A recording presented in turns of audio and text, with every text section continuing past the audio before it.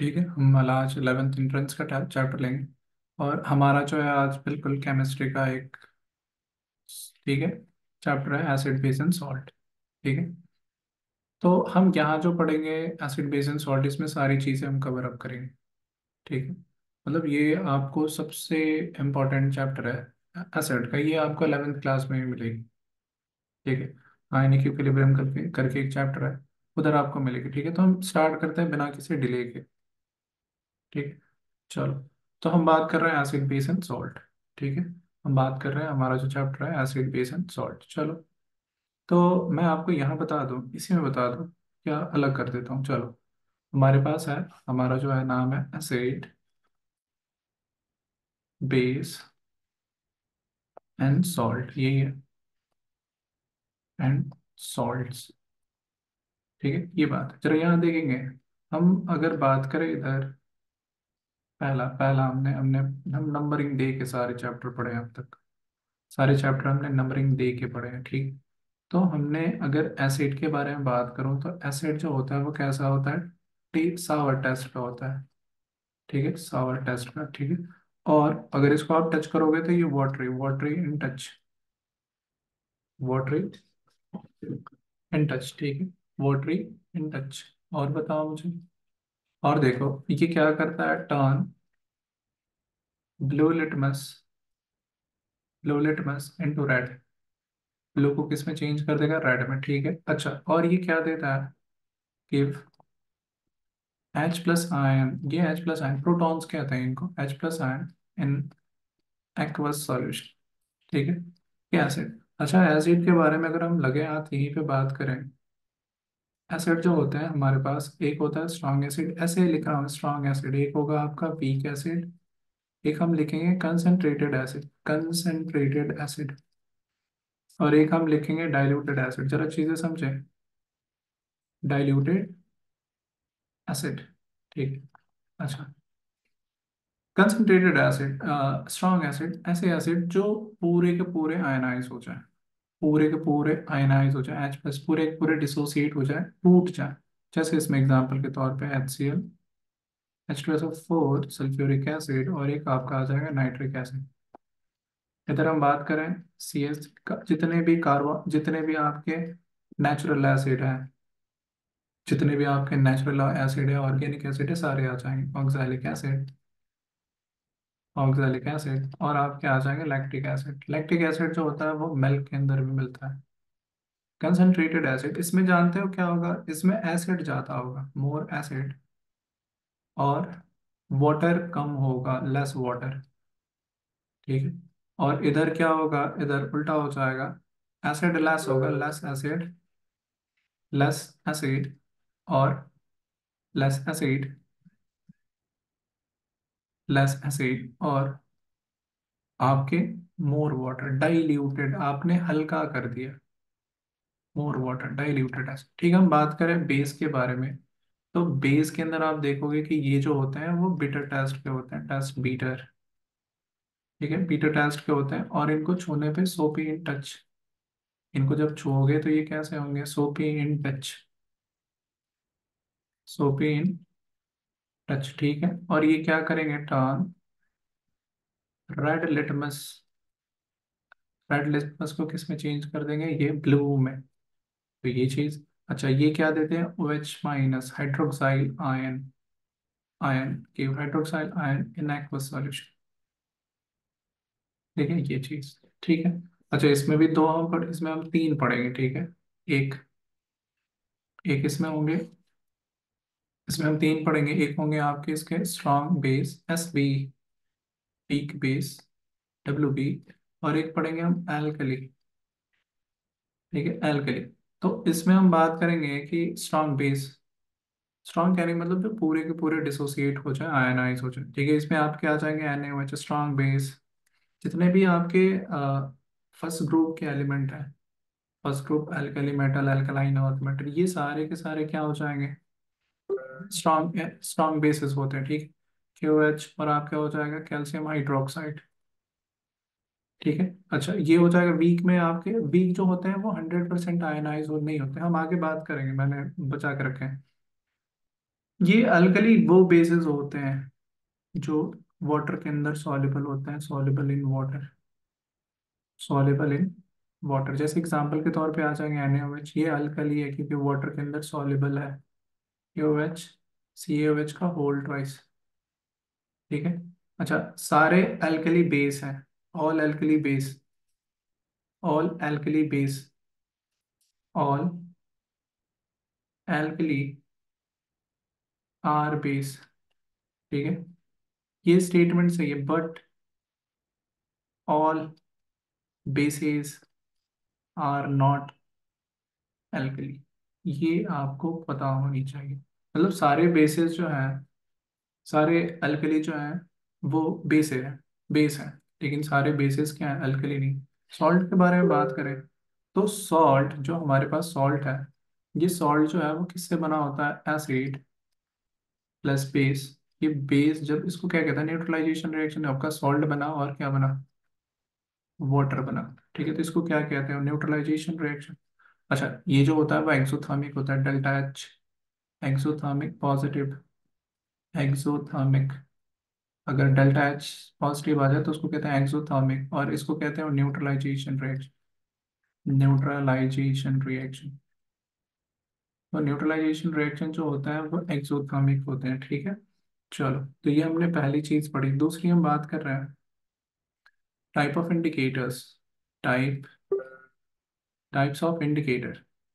हम दूसरा बात पढ़ रहे हैं, types of indicator, types of, types of indicators. हम इंडिकेटर्स इसलिए यूज करते हैं ताकि हमें पता चल पाए कि ये एसिड है, ये बेस है, ये सॉल्ट है। तो किस चीज के लिए यूज कर रहे हैं, केमिकल्स होते हैं ये केमिकल कंपाउंड्स होते हैं, chemical compounds to test acid and base, acid and base, इनको टेस्ट करने के लिए हमारे पास तीन तरह के इंडिकेटर्स हैं।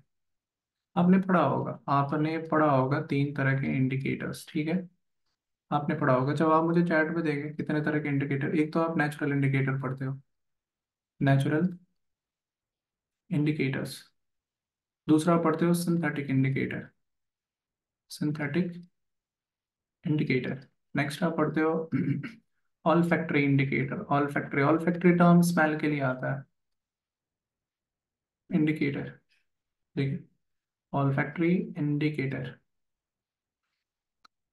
Indicator, all factory indicator. ठीक है, ऑल फैक्ट्री इंडिकेटर। ठीक है, अच्छा जी, चलो, ठीक है, चलो जी, ठीक है। ये नेचुरल कहने का मतलब ये नेचर में आपको मिलेंगे, found from nature, found from nature, ये आपको नेचर से मिलेंगे।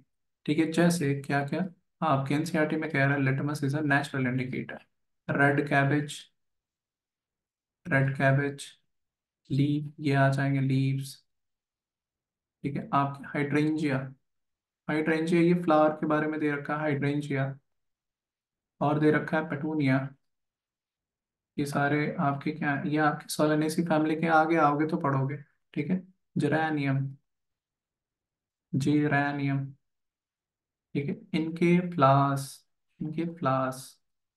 ठीक है, नेचुरल इंडिकेटर का काम करता है टर्मेरिक, टर्मेरिक।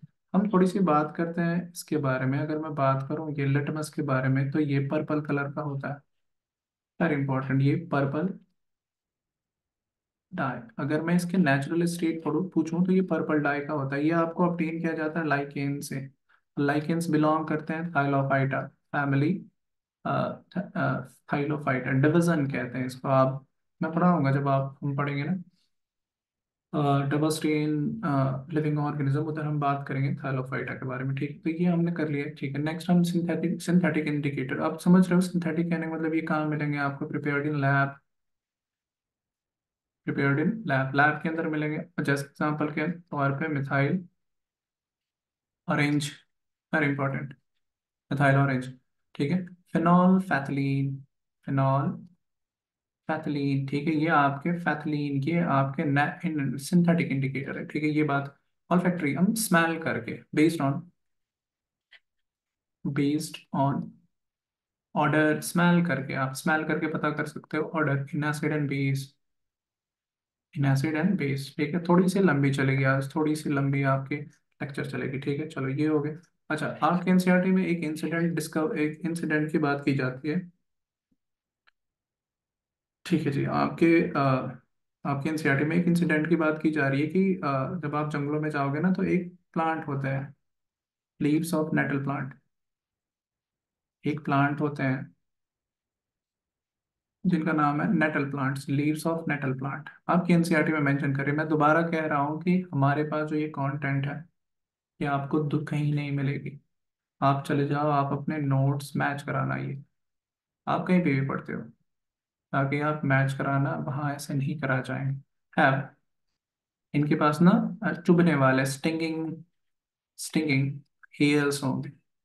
अब ये जैसे ही किसी हमारे अंदर, जैसे हमने क्या गलती से छू लिया, तो ये जो स्टिंगिंग हेयर्स होंगे ना, ये क्या रिलीज करेंगे? Release methanoic acid. अब मुझे फार्मूला आपने कमेंट सेक्शन में मुझे बताया। मेथानोइक एसिड का फार्मूला HCOOH, मेथानोइक एसिड। और ये क्या करेगा आपको? Pain and irritation. इरिटेशन, ये पेन और इरिटेशन आपको देगा, ठीक है। तो इसको बचने के लिए वहीं पास में इससे बचने के लिए वहीं पास में,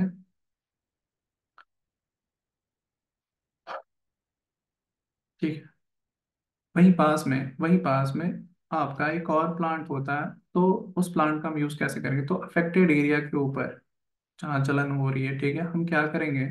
इस न्यूट्रलाइज्ड, ठीक है, क्योंकि ये एसिड है, हम भी इसे न्यूट्रलाइज करेंगे। इस neutralised is neutralised by base.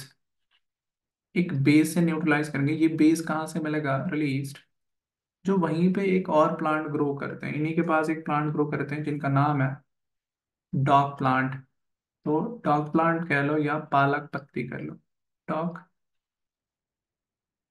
Plant या पालक पत्ती, ठीक है। तो यहीं पे ये ग्रो करते हैं, तो हम इनको निकालेंगे और इसको रब कर देंगे, ठीक है। इसको हम रब कर देंगे तो वो ठीक हो जाएगा, ठीक है। ये चीज़ हो गई हमारे पास, ठीक है। तो ये हमने थोड़ी सी इंफॉर्मेशन इकट्ठी की, ठीक है। हमने इंट्रोडक्शन देख लिया, देखो कैसे है, ये मैंने आपके लिए तैयार किया है, देखेंगे। तो देखोगे, लिटमस, अगर आप एसिडिक सॉल्यूशन में डालोगे तो रेड हो जाएगा, बेसिक में ब्लू। रेड कैबेज रेड हो जाएगा, ग्रीन हो जाएगा, बेसिक में डालोगे तो हाइड्रेंशिया प्लांट ये ब्लू हो जाएगा, और ये बेस में डालोगे तो पिंक कलर। टर्मरिक एसिड के साथ कोई कलर चेंज शो नहीं करेगा, बेस के साथ रेड हो जाएगा। फिनोल्फैथलीन एसिड के साथ कोई कलर नहीं चेंज करेगा, बेस के साथ पिंक हो जाएगा। मिथाइल ऑरेंज एसिड के साथ रेड हो जाएगा। अनियन स्मेल, तो एसिड के अंदर रखोगे ना तो ये स्मेल करेगा, अनियन जैसा स्मेल। बेस के अंदर कोई स्मेल नहीं होगा। वनीला एसेंस, फिनेला स्मेल होता है, एसिड के अंदर उसकी स्मेल होगी, बेस के अंदर वो स्मेल देना बंद हो जाए। क्लोव ऑयल, एसिड के अंदर इसकी स्मेल बनी रहेगी, बेस के अंदर इसकी स्मेल खत्म हो जाएगी, ठीक है। ये हम नोट्स आपको प्रोवाइड कर देंगे, ठीक है। कुछ ऑर्गेनिक एसिड है, लेमन, ऑरेंज लेमन के अंदर citric acid, ascorbic acid. Apple के अंदर मैलिक एसिड, टैमरिंड इमली के अंदर टाटारिक एसिड, ऑलिव ऑयल के अंदर ऑलिक एसिड, विनेगर के अंदर एसिटिक एसिड, कर्ड के अंदर लैक्टिक एसिड, यूरिन के अंदर यूरिक एसिड, टोमेटो के अंदर ऑक्सैलिक एसिड, टी के अंदर टैनिक एसिड, एंड के अंदर फॉर्मिक एसिड। एक मिनट।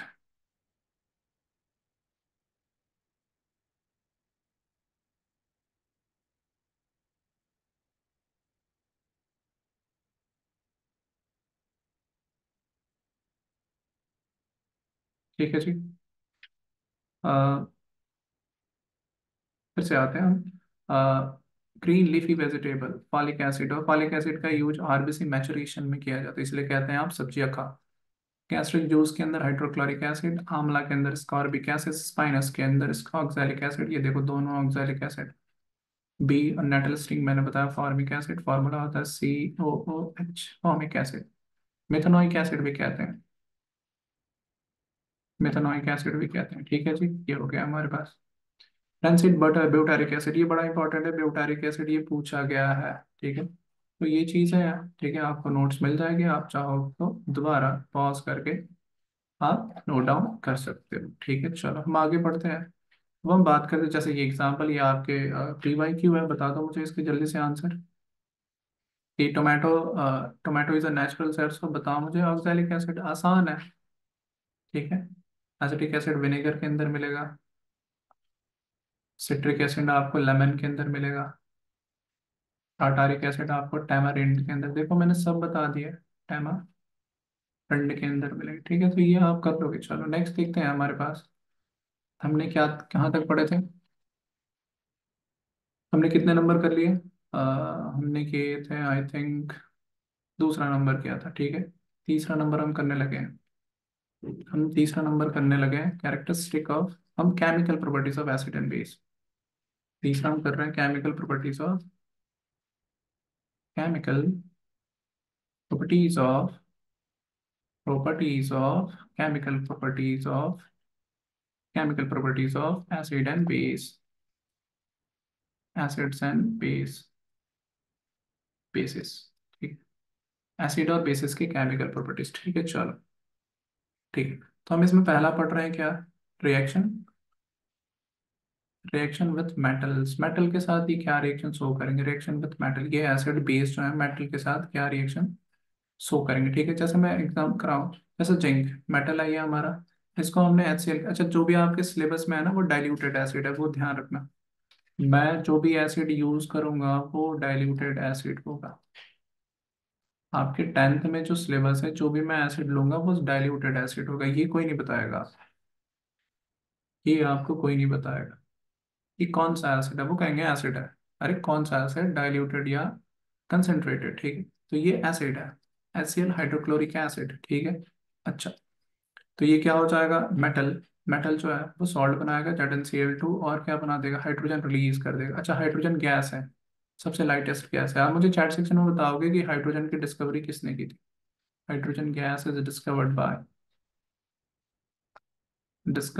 बाय, आप चैट सेक्शन में मुझे बताओगे हाइड्रोजन गैस डिस्कवर्ड बाय, ठीक है।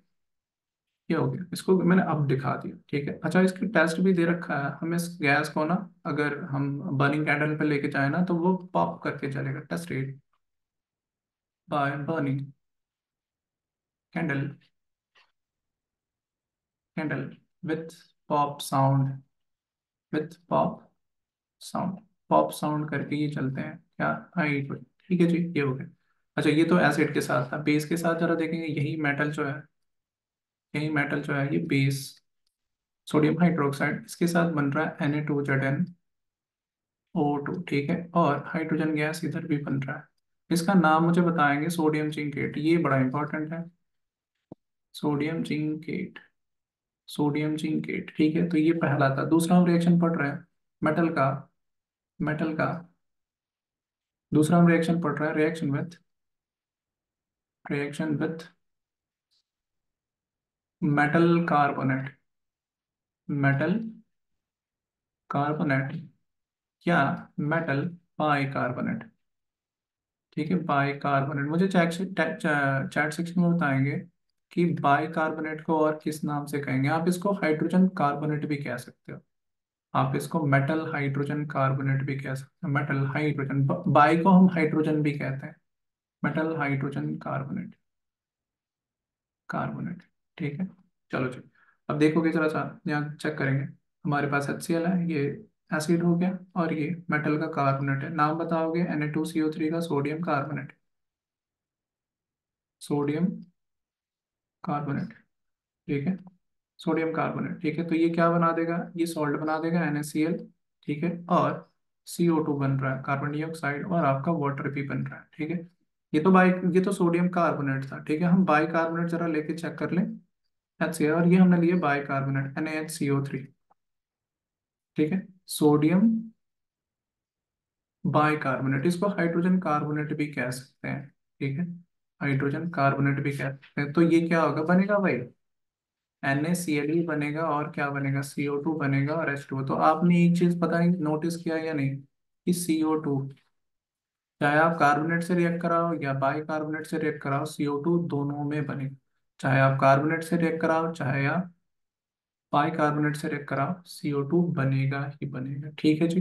अच्छा, एक चीज और मैं यहाँ बता दूं, वेरी इंपॉर्टेंट, आप यहाँ पे नोट डाल के लिख लो कि मेटल जो है एसिड के साथ रिएक्ट कर रहा है तो हाइड्रोजन देगा, सारे एसिड के साथ नहीं, सारे एसिड के साथ नहीं। जब ये मेटल HNO3 के साथ रिएक्ट करते हैं, HNO3 नाइट्रिक एसिड, तो ये हाइड्रोजन नहीं देते, गिब्स NO+NO2, हाइड्रोजन गैस नहीं देते हैं, नॉट H2 गैस, तो ये एक्सेप्शन है।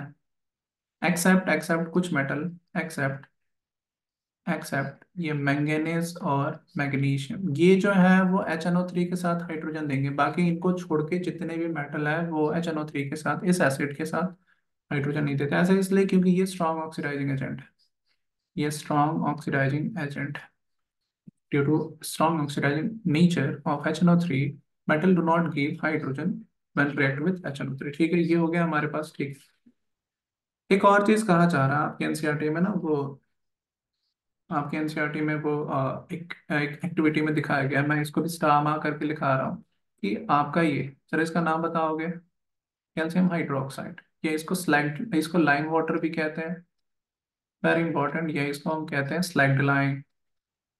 स्लैग्ड लाइम ये आपका बेस है, ठीक है, ये आपका क्या है, बेस है, तो ये CO2 के साथ रिएक्ट कर रहा है, CO2 के साथ, इसको हम CO2 के साथ रिएक्ट करा देते तो ये बन जाएगा प्रेसिपिटेट CaCO3 सॉलिड। प्रेसिपिटेट को हम ऐसे दिखाते हैं, आपने पढ़ा भी होगा केमिकल रिएक्शन और इक्वेशन। तो ये वाइट पीपीटी है,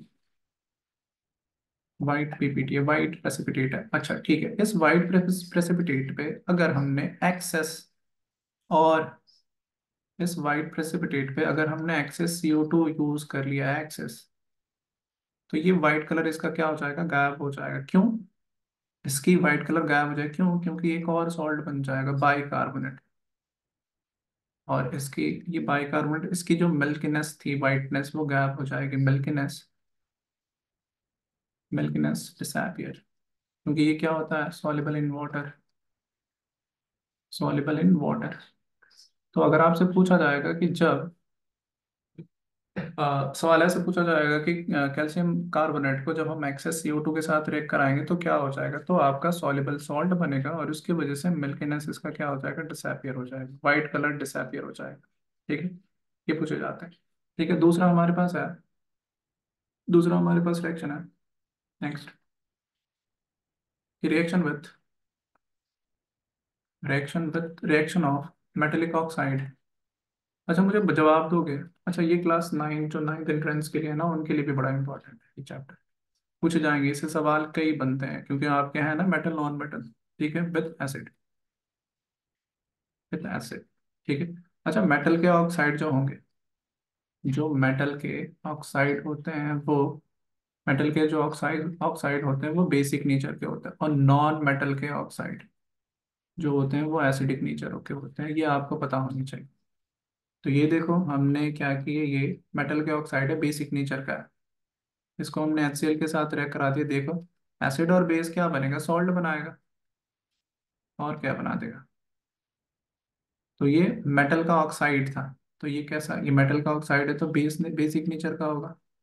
ठीक वैसे ही अगर हम मेटल का, अगर हम नॉन मेटल, ये आपका क्या है, बेस है, ये एसिड है, ठीक है, ये एसिड है, ठीक है, ये एसिड है, ये आपका क्या है, ये बेस है, और जरा मुझे ये बता दो, ठीक है, ये बेस है और ये मैंने CO2 के साथ रिएक्ट करा दिया, ये नॉन मेटल का ऑक्साइड है, तो ये एसिड की तरह बिहेव करेगा, अरे एसिड की तरह बिहेव करेगा, तो बेस और एसिड क्या बना देंगे, सॉल्ट बना देंगे, CaCO3। तो ये जो है, ये मेटल का ऑक्साइड है, और ये जो है वो क्या है, नॉन मेटल का ऑक्साइड है। तो नॉन मेटल के ऑक्साइड जो होते हैं वो एसिडिक नेचर के होते हैं, मेटल के ऑक्साइड जो होते हैं वो बेसिक नेचर के होते हैं। ठीक है, ये चीज़ हमें समझ में आ, अच्छा दूसरी, ये हमने क्या कर लिया, तीसरा कर लिया, हम चौथा कर रहे हैं, हम चौथा कर रहे हैं कि acid, base, acid and base in water, in water solution. क्या होगा कि जब हम एसिड बेस को वाटर सॉल्यूशन के अंदर डालेंगे, ठीक, तो एक चीज और समझ लें आप कि हमारे पास है, हमारे पास एसिड है,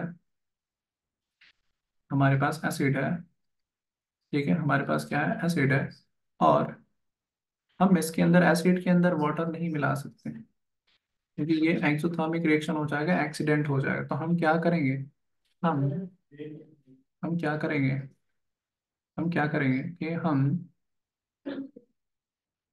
हम हम वाटर के अंदर एसिड मिलाएंगे। हम वाटर के अंदर क्या मिलाएंगे, एसिड मिलाएंगे, वो भी धीरे धीरे और चलाते हुए। ठीक है, ये सही प्रोसेस। होता क्या है कि जब आप HCl यूज करते हो ना, जब किसी एसिड को आप वाटर के अंदर डालते हो, तो ये क्या बनाते हैं, वाटर के अंदर डालते हो तो ये हाइड्रोनियम आयन बनाते हैं एक्सेस वाटर के अंदर। एक्सेस वाटर लोगे और प्लस Cl-, तो इसको हम कहते हैं हाइड्रोनियम आयन। तो जब आप एक्सेस वाटर लोगे ना तो हाइड्रोनियम आयन बनेगा। हाइड्रोनियम आयन सिर्फ H+ बना के नहीं छोड़ दोगे। इसमें हुआ क्या है कि जो आपका H+ बनाना, H+ तो बनेगा, और उसने एक्सेस वाटर के साथ रह करके क्या बना लिया, हाइड्रोनियम आयन बना लिया H3। ठीक है, तो ये तो आपका क्या था, एसिड को जब आपने डाला तो क्या हुआ। बेस का भी देख लेते हैं। जब आप बेस को वाटर के अंदर डालोगे, जैसे कि NaOH, NaOH को जब आप वाटर के अंदर डालोगे तो क्या हो जाएगा, Na+। बनेगा Na+, और क्या बन जाएगा, OH-। कोई मुझे चैट सेक्शन में बताया OH- को क्या कहते हैं, इसको कहते हैं हाइड्रोक्साइल आयन। हाइड्रोक्साइल आयन कहते हैं। ओके, गॉट इट, चल। अच्छा, एक चीज और वेरी इंपॉर्टेंट, मैं आपको सारे कॉन्सेप्ट दे रहा हूँ, ठीक है, मैं आपको 11th की भी कॉन्सेप्ट दे रहा हूँ इधर। ठीक है, क्योंकि ज्यादा हम फोकस होते हैं 11th एंट्रेंस पे, उधर 11th की बातें पूछी जाती है। मैं आपको यहाँ सारे, अगर हम कह रहा हूँ ना कोई स्ट्रांग है, कोई स्ट्रांग एसिड है, अगर स्ट्रांग है तो अगर मैं पानी के अंदर उसको डालूँ ना तो पूरा पूरा टूट जाएगा। स्ट्रांग इसलिए कह रहा हूँ कि ये 100% आपको आयनाइज करके H+ देगा। 100% आपका H+ देगा, पूरा का पूरा टूट जाता है 100%। ठीक है, तो होता क्या है कि जब आप इसको डाइल्यूट करोगे, डाइल्यूशन कहने का मतलब आपने वाटर ऐड किया। आपने डाइल्यूशन मतलब क्या होता है, अरे हल्का करना, पानी डाले जा रहे हो डाले जा रहे हो, तो होता क्या है कि H+ की कंसेंट्रेशन क्या हो जाती है, घटने लगती है। वेरी इंपॉर्टेंट, स्ट्रॉन्ग एसिड में जब आप डाइल्यूट करोगे ना तो H+, अरे स्ट्रॉन्ग एसिड H+ देगा ना, तो इसकी कंसेंट्रेशन मोल पर लीटर घट जाती है। वही हमने अगर वीक बेस लिया, वीक बेस लिया, तो वीक जो होते हैं ना, वीक वो 5% ही आयनाइज हो पाते हैं। ये आप क्लास 11th के अंदर पढ़ोगे। ठीक है, हम 11th की भी बैच लॉन्च करेंगे ड्यूरिंग अप्रैल में। ठीक है, तो उधर आप पढ़ोगे जो स्ट्रॉन्ग, जो वीक बेसिस होते हैं उनकी आयनाइजेशन, डिग्री ऑफ आयनाइजेशन कम होती है, वो 5%। बेस कह रहा हूँ ना मैं, यहाँ OH लिखेंगे। ठीक है जी, OH लिखेंगे। ये काम करते हैं ना हम, इसमें हम एसिड डालते हैं, एसिड एसिड बात कर रहे हैं, 5% ही आपका H+ दे पाएंगे, कम आयनाइज होते। तो आपने डाइल्यूट किया, आपने वाटर की दिया, वाटर दोगे ना तो ये और टूटने लगेंगे। वाटर दिया ना, ये टूटने लगे और आयनाइज होने लगे, तो मतलब इनकी H+ की कंसेंट्रेशन क्या हो जाएगी, बढ़ जाएगी। आप मुझे जवाब दोगे अगर H+ की कंसेंट्रेशन घटी तो pH क्या हो जाएगा, बढ़ जाएगा। अरे H+ की कंसेंट्रेशन मतलब एसिडिटी कम हो गई, बेसिसिटी बढ़ गई, pH कम, यहाँ pH घट गया। ये बड़ा इंपॉर्टेंट बनता है। स्ट्रॉन्ग एसिड का डाइल्यूशन करेंगे तो पीएच के साथ क्या होगा, बढ़ेगा। मैंने बताया, वीक एसिड के साथ आप डाइल्यूशन करोगे तो पीएच घटेगा या बढ़ेगा, ये हमने बता दिया। ठीक, चलो नेक्स्ट हम देखते हैं 5वां नंबर हमारा। 5वां नंबर हम देख रहे हैं कि स्ट्रेंथ, कोई एसिड कितना स्ट्रांग है, कितना वीक है, कोई बेस कितना स्ट्रांग है, कितना वीक है, वो हम कैसे देखेंगे, वो हम कैसे देखेंगे। तो उसके लिए बनाया गया है पीएच स्केल। क्या बनाया गया है, पीएच। पीएच कहने का मतलब potential power, potential of hydronium ion H+, pH scale. Discover करने वाले आप मुझे चैट सेक्शन में बताएंगे किसने डिस्कवर किया था, सोरेनसन। इसलिए इसको, पीएच स्केल को हम सोरेनसन स्केल भी कहते हैं, सोरेनसन स्केल भी कहते हैं। ठीक है, वेरी गुड,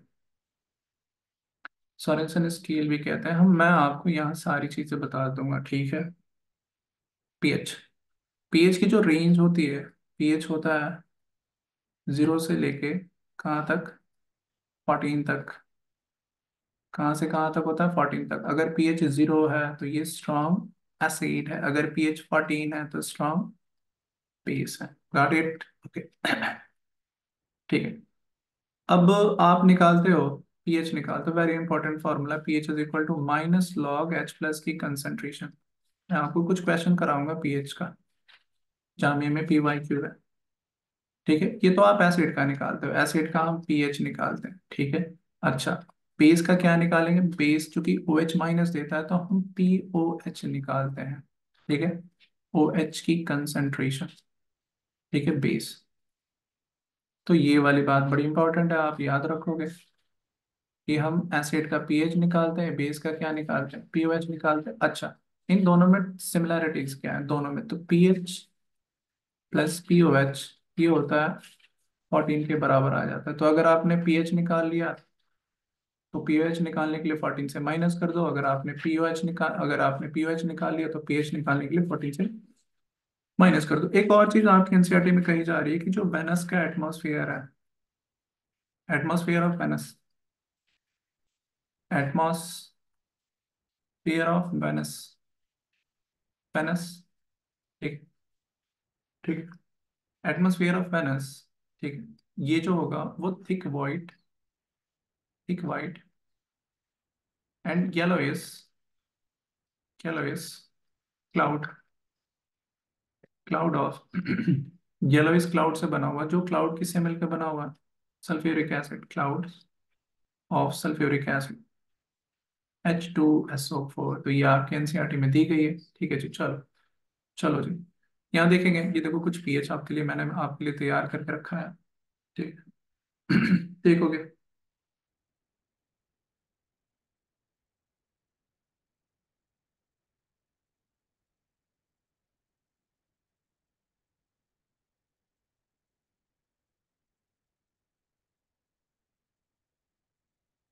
चलो जी, यहाँ देखेंगे। देखो पीएच का अगर कलर पूछा जाए तो ये रेड से किस किधर को जाता है? पर्पल। तो मैंने देखा ये बैटरी सल्फ्यूरिक एसिड की वजह से, stomach, lemon, soda, tomato, coffee, milk, water, blood इसका इंपॉर्टेंट है, ब्लड का पीएच लगभग 7.4। एग, एग वाइट, वाइट को क्या कहते हैं हम? वाइट को क्या कहते हैं हम? चैट में बताएंगे मुझे वाइट एग को क्या कहेंगे। Stomach, ammonium solution, soap, bleach, drain cleaner. तो ये आप क्या है, कुछ आप ध्यान रखोगे। ठीक है, 0 से लेके 14 के बीच में होता है एसिडिक, 0 रेड, 14 पर्पल। ठीक है, ग्रीन। ठीक है, किधर से किधर? रेड से पर्पल की तरफ वेरी करता है। ठीक है, चलो। अब देखो यहाँ पे चीजें हैं जरा सा आपके पास कि अगर आपने स्ट्रॉन्ग एसिड लिया है, अपने अगर आपका स्ट्रॉन्ग एसिड है और स्ट्रॉन्ग बेस है तो सॉल्ट कैसा होगा? Neutral. Strong strong cut out कर देगा, pH 7 हो जाएगा। अगर स्ट्रॉन्ग एसिड है, वीक बेस है, तो स्ट्रॉन्ग एसिड है ना, तो सॉल्ट कैसा बनेगा? एसिडिक सॉल्ट बनेगा, पीएच कैसा होगा? Smaller than 7। अगर सॉल्ट ऑफ स्ट्रॉन्ग बेस है, वीक एसिड है, तो स्ट्रॉन्ग वाला कंपोनेंट आता है, वीक बेसिक सॉल्ट आएगा, pH 7 से ज्यादा होगा। तो ये भी बड़ा इंपॉर्टेंट। ठीक है। अच्छा, जरा कुछ क्वेश्चन है हमारे पास पीएच का, मैं आपको यहाँ पे क्लास 11th के भी कॉन्सेप्ट दूंगा। जरा यहाँ देखेंगे, कंसंट्रेशन दे रखा है। ठीक है, ये HCl जो है, ये HCl जो है कैसे टूटेगा? H+ और Cl- ऐसे टूटेगा। शुरुआत में टाइम इज इक्वल टू 0, शुरुआत में ये कितना है? मैं इसको लिख सकता, ये कितना कंसंट्रेशन है? मैं इसको लिख सकता हूँ 0 पॉइंट, अरे यार, मैं इसको लिख सकता हूँ 0.01 को 10⁻²।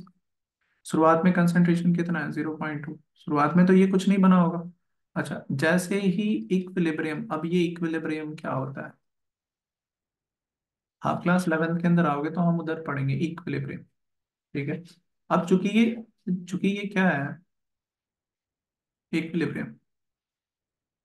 चूंकि ये क्या है, एसिड जो है वो स्ट्रॉन्ग, ये HCl जो है स्ट्रॉन्ग एसिड है, पूरा का पूरा टूटेगा, तो ये पूरा का पूरा इसमें टूट जाएगा। तो ये कुछ नहीं बचेगा। देखो HCl यहाँ एक है ना, एक एक बना रहा है, तो अरे यहाँ पे कुछ नहीं लिखा है, यहाँ पे 1 1 लिखा है। अभी इसमें करेंगे ना तो समझ में आएगा। यहाँ देखो, ये पूरा का पूरा टूट जाएगा, यानी ये एक एक बना रहा है तो 0.2 जाएगा तो 0.2 बनाएगा। ये एक एक बना रहा है फूट के, ये 0.2 जाएगा तो 0.2 बनाएगा। ठीक है, ये हम इक्विलिब्रियम में पढ़ते हैं। दोबारा मैं बता रहा हूँ कि अगर कुछ नहीं लिखा है सामने तो 1 1 1 है, एक टूटेगा तो एक बना रहा है तो पूरा जाएगा। 10⁻², जाएगा तो 10⁻², बनाएगा। एक जा रहा है तो एक बना रहा है, 10⁻², जाएगा तो 10, तो यहाँ H+ की कंसेंट्रेशन कितनी है? हमें H+ देखना है। पीएच कैसे हो जाएगा? PH is equal to minus log H+ की कंसेंट्रेशन। हमें कंसेंट्रेशन ऐसे निकालते हैं, ऐसे लिखते हैं बड़ा वाला ब्रैकेट में। हम कंसेंट्रेशन ऐसे बड़ा वाला ब्रैकेट में लिखेंगे, ठीक है। PH is equal to minus log, और कितना है आपका? 10⁻²। तो जब लॉग निकालते हैं ना, तो 10 के ऊपर जो भी पावर होता है वो सामने आ जाता है, तो पीएच माइनस, और 10⁻², सामने आ जाएगा, कितना हो जाएगा? माइनस माइनस प्लस, पीएच कितना हो जाएगा? 2 हो जाएगा, ठीक है जी। चलो चलो, पीएच कितना हो जाएगा? 2 हो जाएगा। आंसर क्या हो गया हमारा? 2। ठीक है, चलो यहाँ देखेंगे। अब इस क्वेश्चन में जरा देखेंगे, बेस है, जरा ध्यान देंगे। बेस है, दो बेस है NaOH, स्ट्रॉन्ग बेस है। स्ट्रॉन्ग बेस की कहानी ये है, ये पहले तो ये देखेंगे ये बनाएगा क्या? OH-, ठीक। तो टाइम इज इक्वल टू 0 पे, शुरुआत में टाइम अगर लेते हैं, टाइम इज इक्वल टू 0 पे, ठीक है। बस थोड़ा सा टाइम मुझे और दे दो, ठीक है। इसकी कंसेंट्रेशन कितनी है? मैं लिख सकता हूँ, इसको लिख सकता हूँ 0.006, इसको लिख सकता हूँ 6 × 10⁻³ यस और नो?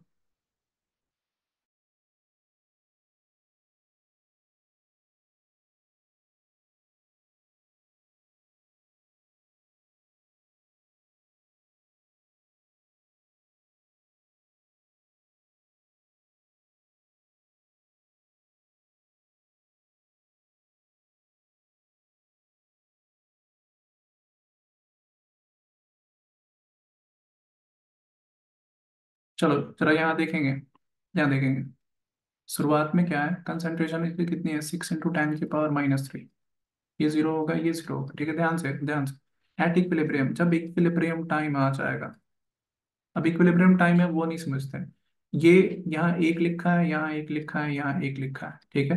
तो ये एक टूट रहा है तो एक बना रहा है, तो ये इतना टूटेगा तो इतना बनाएगा, ये तो पूरा पूरा चला जाएगा 6 × 10⁻³ ये एक टूट रहा है तो एक बना रहा है, तो 6 × 10⁻³ टूटेगा तो कितना बनाएगा? क्योंकि ये स्ट्रांग है, पूरा पूरा टूटेगा, हमें इससे मतलब है, OH- से मतलब।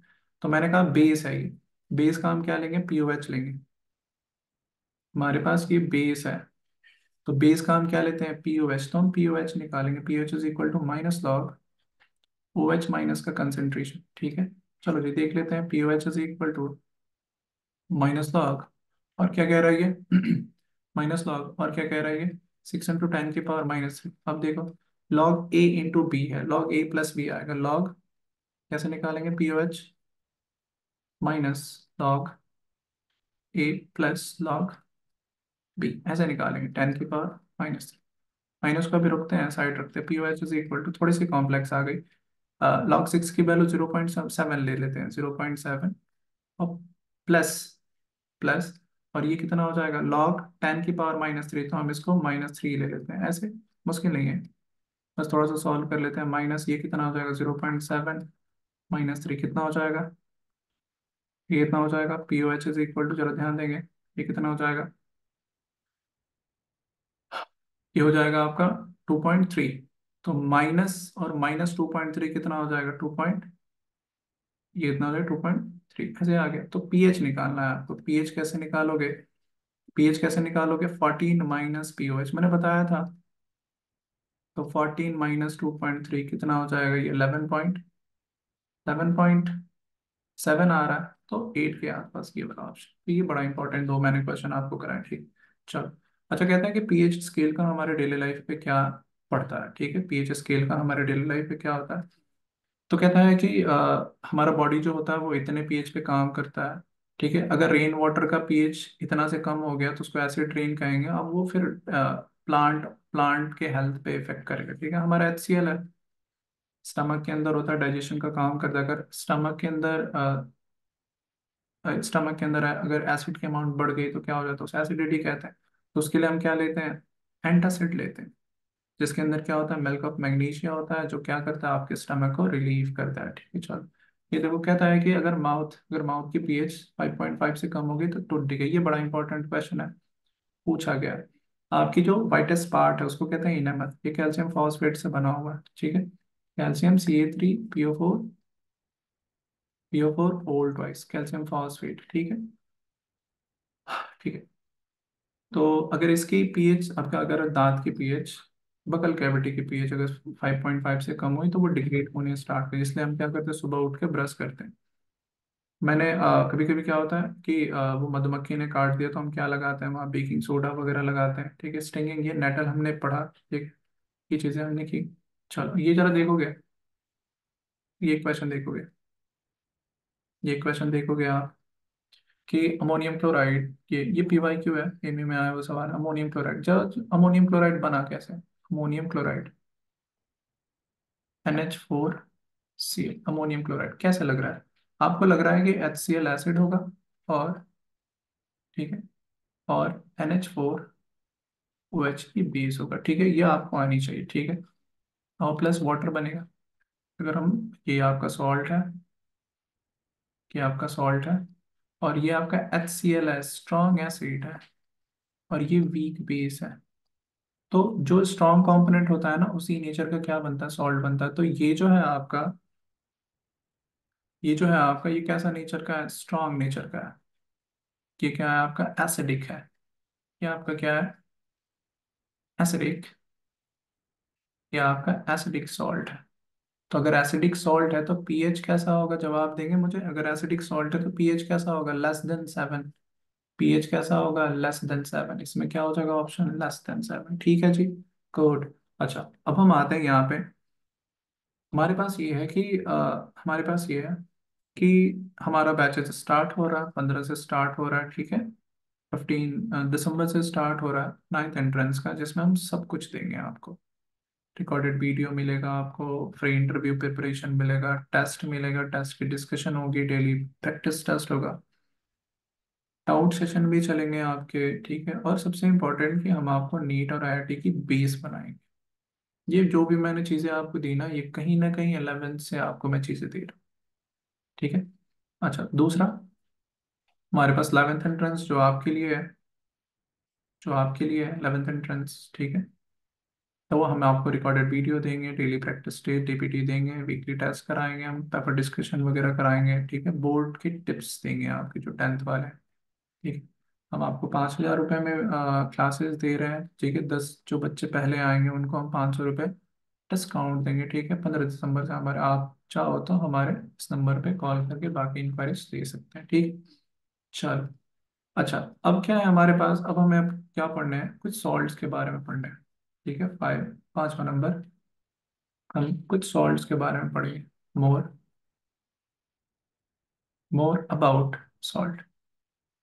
ठीक है, मोर अबाउट सॉल्ट। अब हम क्या करते हैं कि हमारा नेक्स्ट जो है, हमारा नेक्स्ट जो चैप्टर स्टार्ट होगा, जो हम परसों मिलेंगे आपसे, तो परसों पहले हम ये कर लेंगे, फिर हम जो हमारा शेड्यूल वाला है ना वो करेंगे, क्योंकि इसको हम सुकून से करेंगे। यहाँ से सवाल आया हुआ है। ठीक है, तो हम इसको यहीं पे हॉल्ट कर देते हैं। ठीक है, हम नेक्स्ट वाले सेशन जब आएंगे तो इसको यहीं से कंटिन्यू करेंगे। ठीक है, इससे पहले मैंने आपको बहुत इंपॉर्टेंट मैंने बातें बताई। ठीक, ये चीज़ें मैं फिर से कह रहा हूँ, ये चीज़ें आपको कहीं नहीं मिलेगी। मैंने आपको पूरे, जो बच्चा नहीं जानता, जिस बच्चे के पास कोई रिसोर्सेज नहीं है, वो इस वीडियो को देख के बिल्कुल बेफिक्र, बिल्कुल क्या कर सकता है, वो अपने सिलेबस को कंप्लीट कर सकता है। मैंने आपको बहुत ही अच्छी चीज़ बताई। ठीक है, तो आप हमारे बैचेस के साथ जुड़े हैं, हम आपको और इससे बेहतर चीज़ें देंगे। ठीक है, आप हमारे बैचेस के साथ जुड़ो, हम आपको सब कुछ देंगे, हम आपको डीपीटीज वगैरह सब कुछ देंगे, इससे बेहतर नोट्स आपको और प्रोवाइड, इससे हम डीप स्टडी करेंगे, इससे आप और क्या हो जाओगे, स्मार्ट हो जाओगे। तो आज के लिए हम इतना ही रखते हैं, हम नेक्स्ट टाइम मिलते हैं। अल्लाह हाफिज़, बाय बाय। ठीक है, और हमारे चैनल को सब्सक्राइब करें, कमेंट जरूर करें कि हमारे काम कैसा लग रहा है आपको। ठीक है, तो आज के लिए इतना ही, अल्लाह हाफिज़।